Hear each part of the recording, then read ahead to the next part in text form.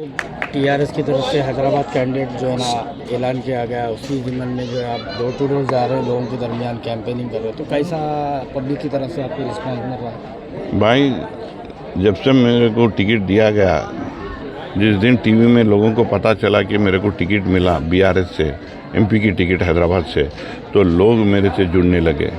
लोगों का एक ही सोच है कि हम जो है ना बीआरएस जो सरकार में सत्ता में थी, जब बहुत योजना हमने प्राप्त किया, हमें मिला, तो उसके दरमियान हम जो है ना आज केसीआर साहब के सरकार को फिर लाने की भरपूर कोशिश करेंगे।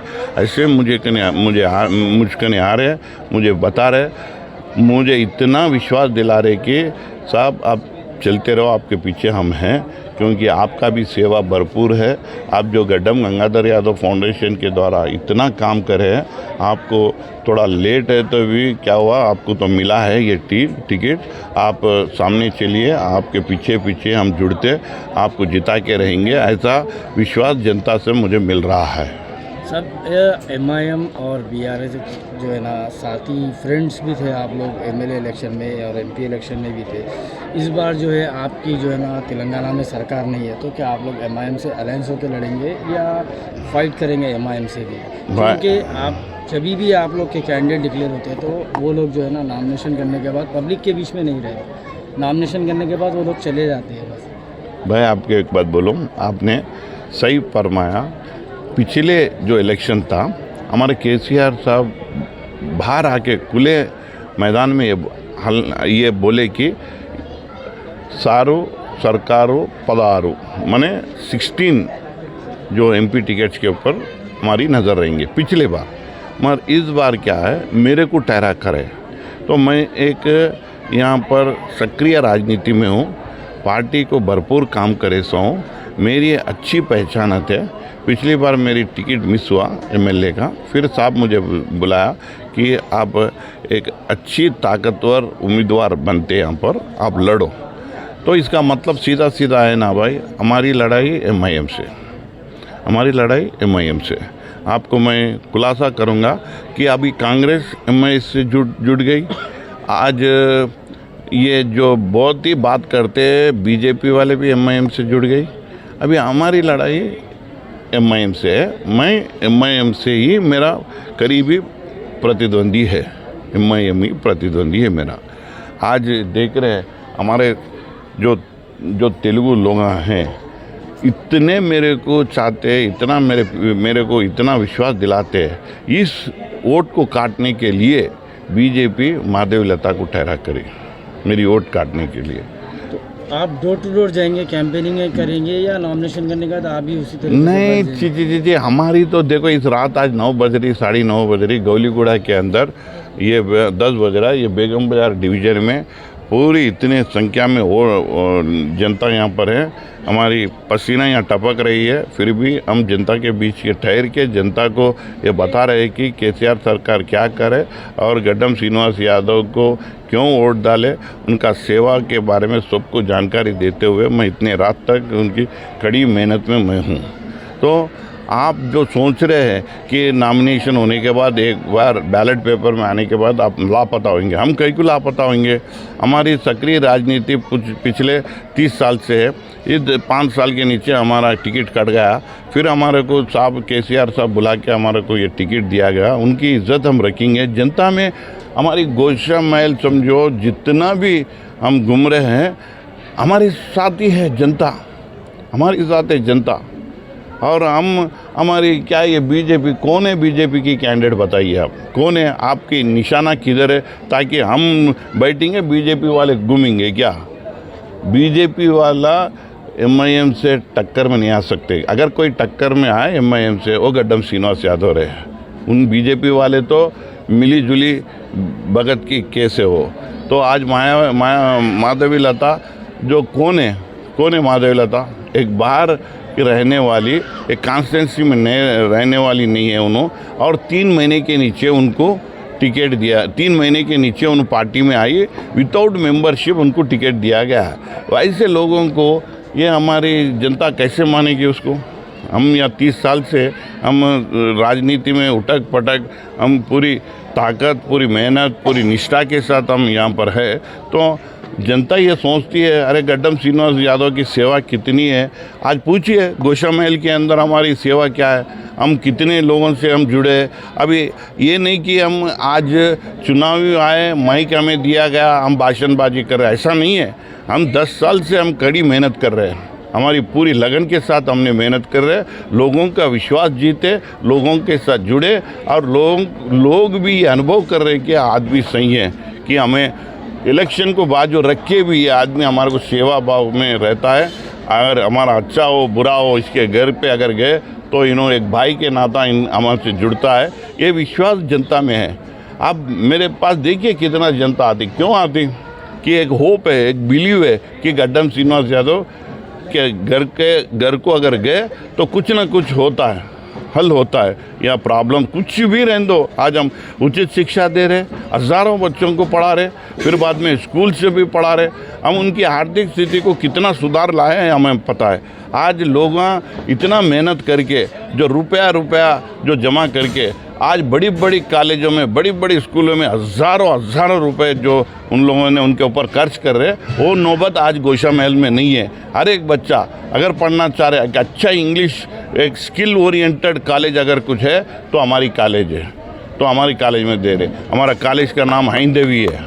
हाइंदेवी इसका मतलब हम कट्टर हिंदुत्व है, हम कट्टर हिंदुत्व है। ये हिंदू हमारी आस्था है, हमारी प्रतिमा है। हम इस हिंदुत्व को हमने कॉलेज के रूप में हमने लगाया, और ये जो बोलते हैं उनके जो फर्म है विरंची है, हमारा फर्म जो है का नाम हाइंदेवी है। हाइंदेवी इसका मतलब हम कट्टर हिंदुत्व है, हम कट्टर हिंदुत्व है। ये हिंदू हमारी आस्था है, हमारी प्रतिमा है। हम इस हिंदुत्व को हमने कॉलेज के रूप में हमने लगाया, और ये जो बोलते हैं उनके जो फर्म है विरंची है, हमारा फर्म जो है हमारे कॉलेज से हाइंदवी है। हाइंदवी माने क्या चीज़ है? आप कोई हिंदूवादी है तो उनको पूछिए। मैं हिंदूवादी हूँ, मगर राजनीति में इसका कोई ज़रूरत नहीं है।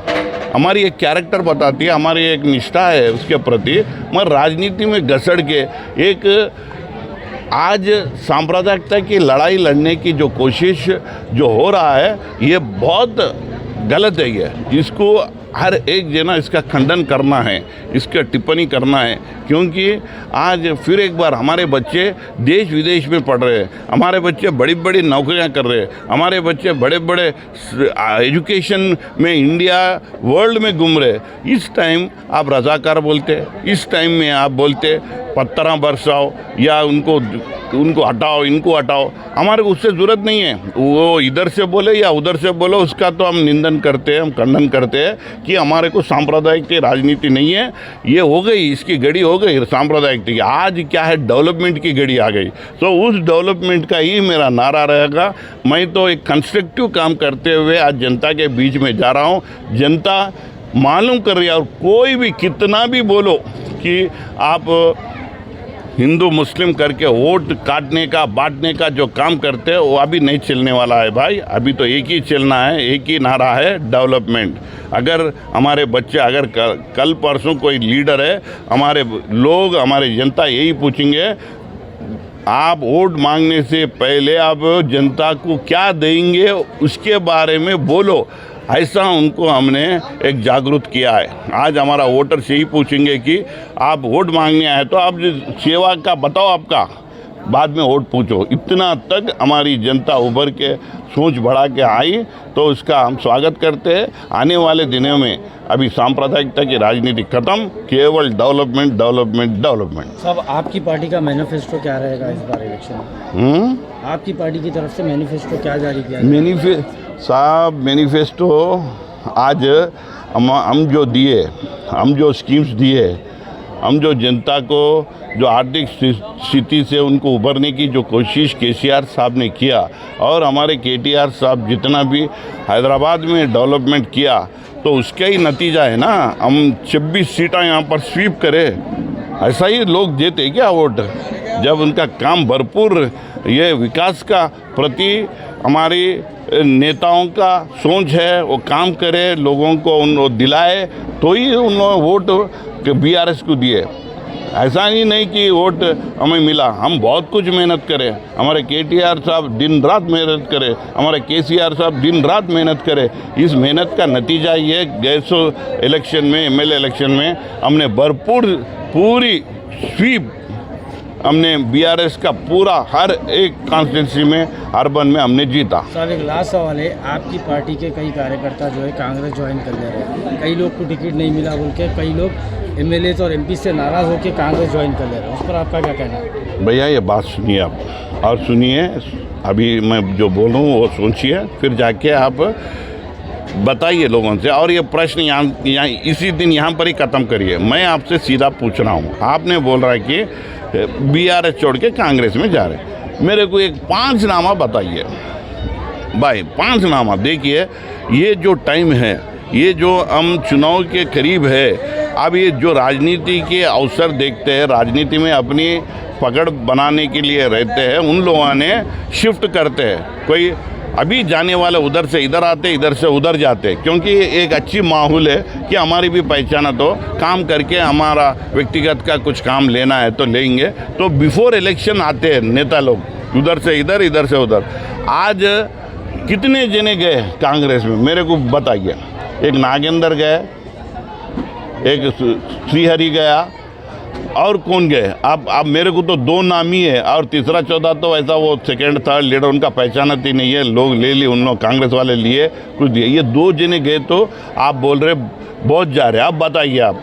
और जो कॉरपोरेटर के स्थाई में रहते उनका तो कोई इज्जत नहीं है लोगों में, उन लोगों को क्या है, सत्ता के पीछे भागना है, सत्ता ही उनका जीवन है।